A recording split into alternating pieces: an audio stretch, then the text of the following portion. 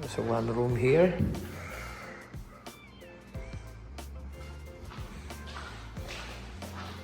Kitchen.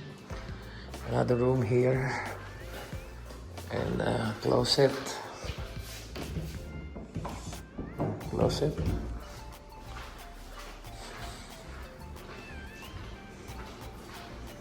And this is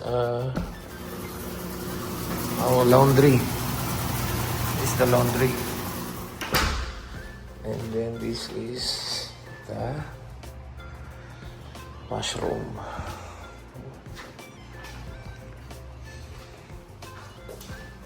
So, galing ako ngayon dito lang din sa Abbotsford. Then, chinek ko tong bahay na plano sana kung kunin. Medyo mataas yung price, pero wala ang hirap kasi maghanap ng bahay na nag-a-allowed ng pets. So, kita nyo naman itong isang bulinggit nating tong makulit.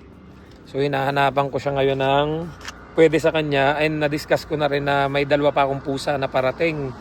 So, na-check ko yung bahay. Para sa akin, okay na, goods na to. Saglit lang anak, saglit lang. Goods na to, kaya nga lang, i-discuss pa namin dun sa brother niya, kasi nga wala doon yung brother niya. So, the truth is, hindi daw sila nag-a-allowed ng pet. Sabi niya sa akin, actually, we don't allow pet, sabi niya ganon.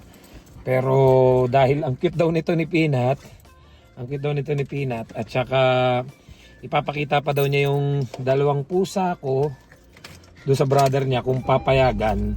So, ang mangyayari, yung renta, ang mangyayari, baka mag-add pa daw ako ng konti para doon sa pet. Pero okay naman siya. Para sa akin, okay siya. Shared laundry lang, pero may separate naman na pintuan. So, not bad.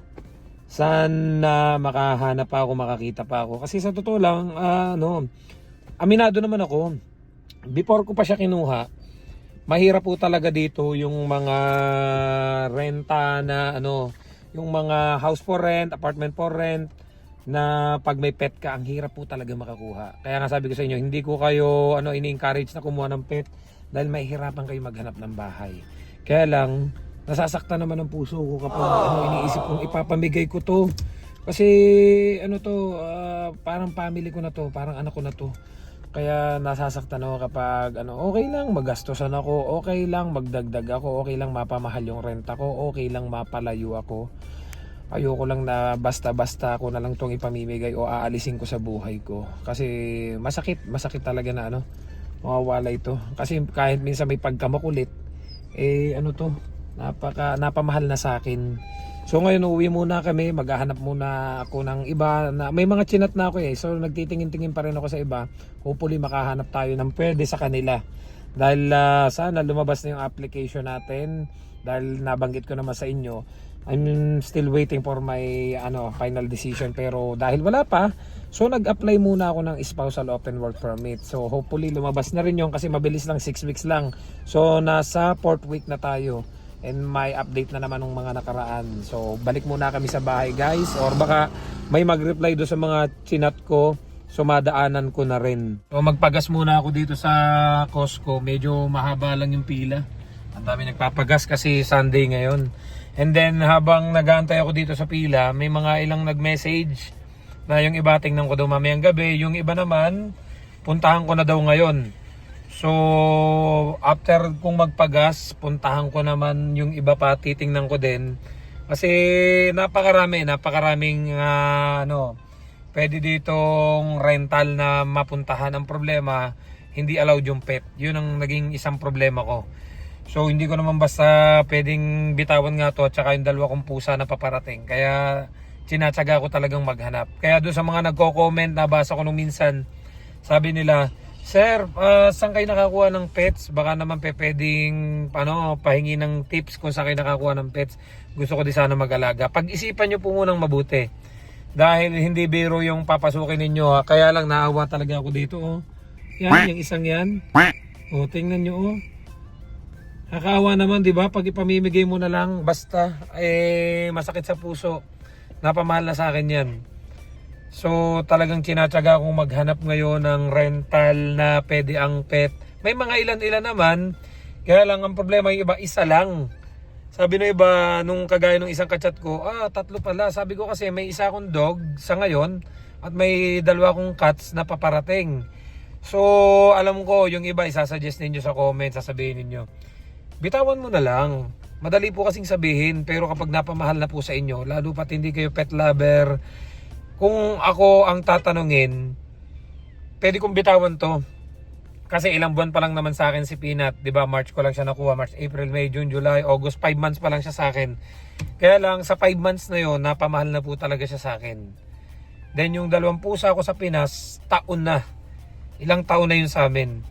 So kung basta mo na lang i-abandon na ano, ay masakit po sa puso kung basta ko na lang iiwanan.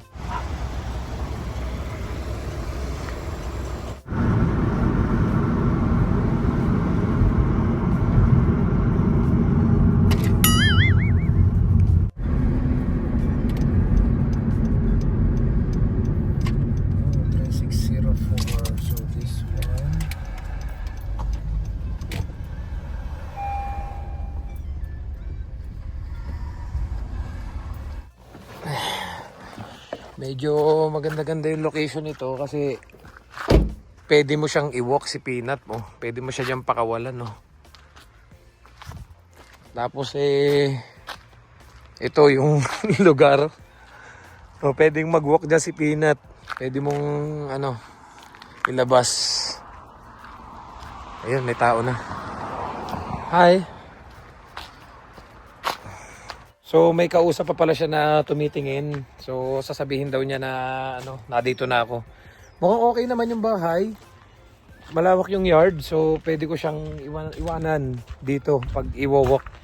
So tingnan ko lang mamaya yung loob, i-video ko na rin. Kasi pinag-iisipan ko para at least kahit papaano may marami tayong pinamimilian. Medyo malayo-layo din to. Malapit siya sa Mount Lehman. Malayo na ako dun sa lugar ko. Siguro mga 20 minutes mahigit. Pero not bad. At least nasa Abbotsford pa rin tayo. Tapos malawak naman yung mga parkingan niya dito. May mga parkingan dito. May parkingan din dito sa along the highway. So malawak naman kahit papano. Nainip ka na ba? Saglit lang. Lalabas ka, iihi ka. Saglit lang ha. Yan. Iwinok ko na nga. Kaya pala napupu pala yan. Malawak ang pupupuan mo dito. Para ka pa ding nasa farm. Ayan, ang lawak. Tapos may parking dito. Na dito yung ibang nakapark. Blueberry farm pa ata yan Tapos yun, highway na yun Pa-highway na, highway 1. Tapos ito yung papuntang by road, papunta ng US na. So okay na rin dito kahit papaano. At least malawak-lawak ang gagalawan ni Peanut. Pero syempre, pag-uusapan pa namin kung paano yung setup nung mga dog. At nung dog at saka nung cats na nasa Pinas ko na paparating pa. So at least may mga option ako. Hindi pa naman to final. Titingnan ko pa rin yung loob, tapos mag-uusap pa kami ng owner. So, inilabas ko muna yung sasakyan kasi lalabas yung unang tumingin. So ito na yung may-ari. Check na natin yung bahay. Yeah, your own entrance. This is one of the bedrooms. Okay. No closets in here. Okay. The washrooms over here. This is the laundry room. Laundry room. Full bath. Got a bathtub, shower. Okay. There's some storage here. Okay. For whatever stuff you might need. So how about this one and this one? This door goes to the main unit. This is just my entryway. Okay. Yeah. And that's that door goes to a bedroom, but that door stays locked. So this is not included, right? Not included. No. You get that bedroom and this bedroom. This bedroom and this bedroom. Yeah, over here. You got a massive den. This is the main bedroom. Yeah, you could use this as a bedroom if you wanted to, Okay. or there's that bedroom as well. Okay. Room's so big it's got an echo. This is the main bedroom.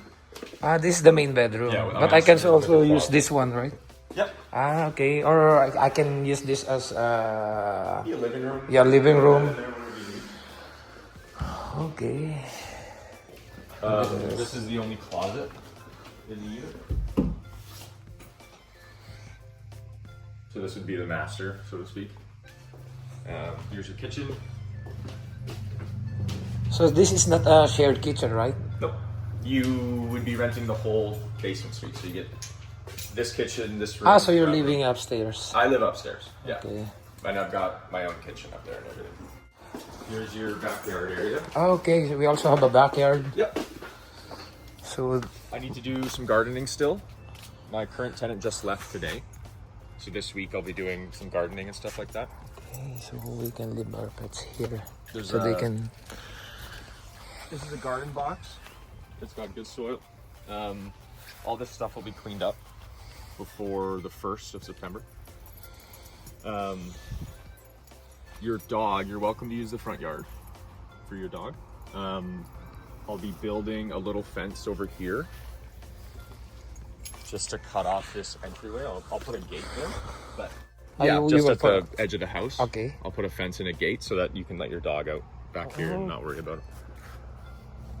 Okay. Actually, the only problem is my dog. I need to take her outside. Unlike my cats, Yeah. they can live inside my Yeah, you're room. welcome to use the front yard for the dog. Front yard's fenced in, but like I said, like before the 1st, I'm gonna put a fence there, so you'd be able to let your dog go out here as well. So, okay naman yung usap namin. Actually, nagustuhan ko yung place kasi pwede kong pakawalan si Peanut sa likod. Wala silang problema sa pets kahit may dalawa daw akong pusa tapos ito nga si Peanut. So, wala akong problema dito. Wala akong problema dito sa pets. Gawa ng kahit dalawa, tatlo, apat pa yan. Wala daw silang problema. Actually, yung napag-usapan pa namin doon, lalagyan daw niya ng gate para hindi makawala si Peanut doon sa likod. Pwede kong pakawalan. So, okay na sa akin to. Kaya nga lang, ang issue lang sa akin dito is medyo malayo. Malayo talaga. Siguro mga 10 minutes, 12 minutes sa Mount Leman. Parang anong nangyari, lumayo na ako doon sa dati kong tinitirhan. So, pauwi muna tayo guys. At titingnan ko habang nasa biyahe ako kung may mga magme-message pa na pwede ko pa uling matingnan.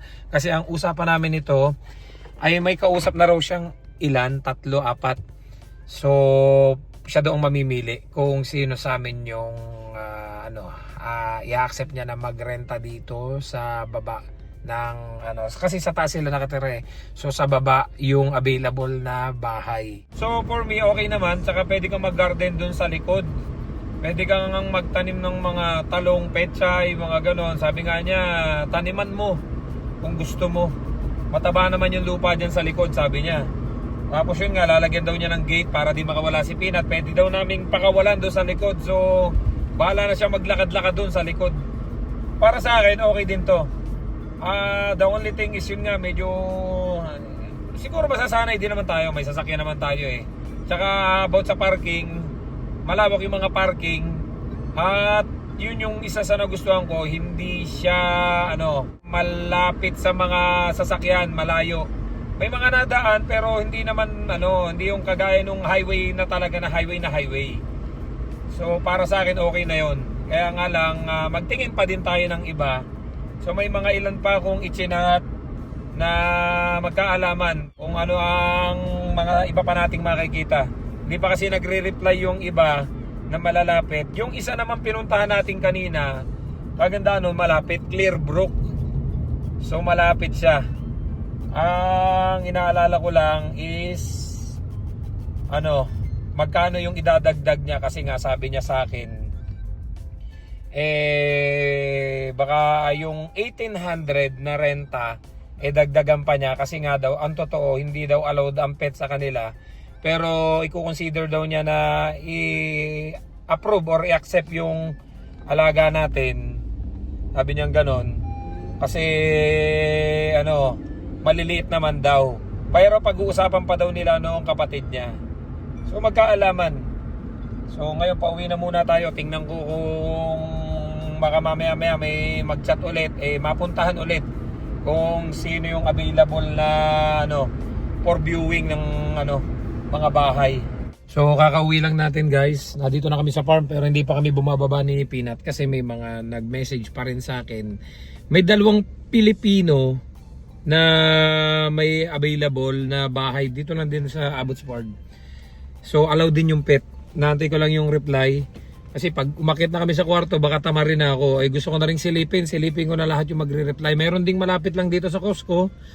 So okay kasi parang hindi din ako umalis. Malapit lang din tayo dito sa area.